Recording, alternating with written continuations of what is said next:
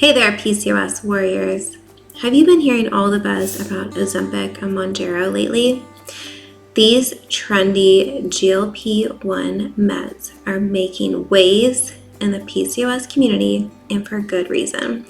They're showing promise in tackling some of our toughest symptoms, from insulin resistance to stubborn weight gain. But before you jump on the bandwagon, let's chat about what you really need to know.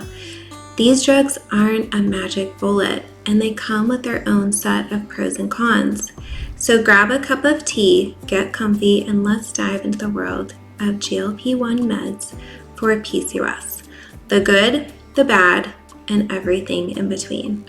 So let's start with what are glucagon-like peptide 1 receptor agonists, an overview of Ozempic and Mounjaro. You've probably heard the buzz about Ozempic and Mounjaro, but what exactly are these medications? They're part of a class called GLP-1 receptor agonists, and they're making waves in the treatment of PCOS.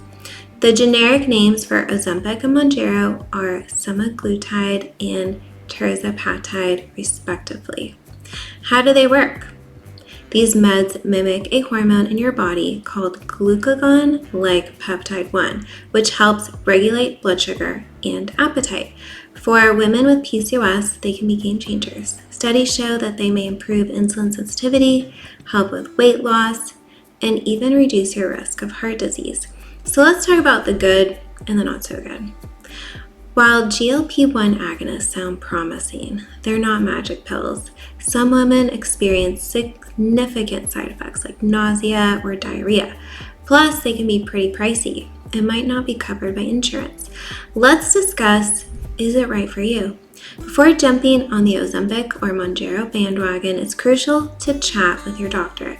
These meds aren't one size fits all. And they might not be the best choice if you're trying to conceive or have a history of eating disorders. So what are the pros and cons of using GLP-1 drugs for PCOS? And we'll start with the potential benefits. Glucagon-like peptide 1 receptor agonists like Ozempic and Mounjaro offer some promising advantages for women with PCOS. These medications can improve insulin sensitivity, potentially leading to better blood sugar control. They've also been shown to aid in weight loss, which is often a struggle for PCOS patients. Additionally, some studies suggest these drugs may help reduce cardiovascular disease risk and improve non-alcoholic fatty liver disease, both common concerns in PCOS. However, here are some possible drawbacks. It's not all smooth sailing. GLP-1 drugs often come with significant gastrointestinal side effects, including nausea, bloating, and diarrhea. They can be quite costly, and not everyone responds to them equally.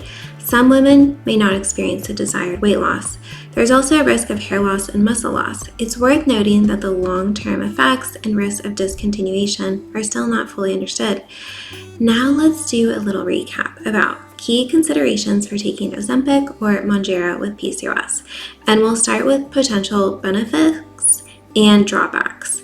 If you are considering Ozempic or Mounjaro for your PCOS, it's crucial to weigh the pros and cons.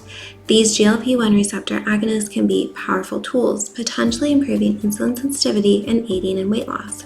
However, they're not without drawbacks. You might experience significant gastrointestinal side effects like nausea or bloating, plus they can be quite costly and may not be covered by insurance. Let's look at the long-term commitment and effects. Remember, these medications aren't quick fixes.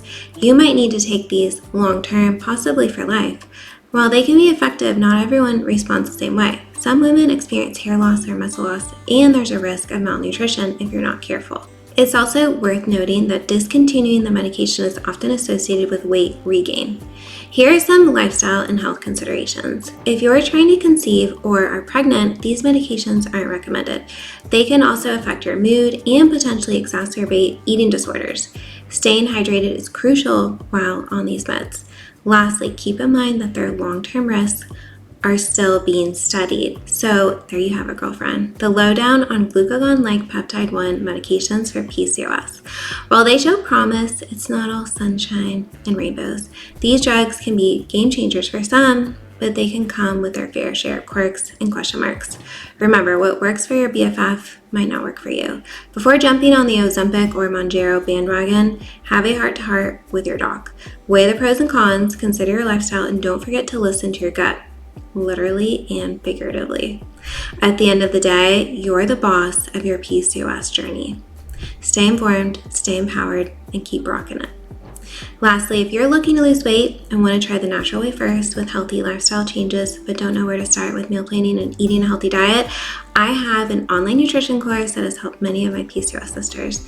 It has video lessons, handouts, and so much more so that you can lose weight, reduce androgen hormones, start ovulating again, and feel so much better without cutting calories and giving up your favorite foods. My name is Teresa. I'm a registered dietitian, nutritionist, and a health coach, and I enjoy posting videos about PCOS because it's something that I struggled with for many years of my life.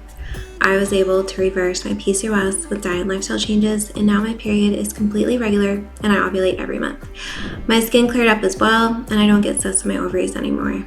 Subscribe if you want to stay connected with me and see any new videos I post on nutrition to learn how you can achieve your health and wellness goals for muscle gain and weight loss. And if you're a woman dealing with fertility issues, I also specialize in PCOS, endometriosis, and skin issues like acne. Thanks so much for watching, and I'll see you in my next video.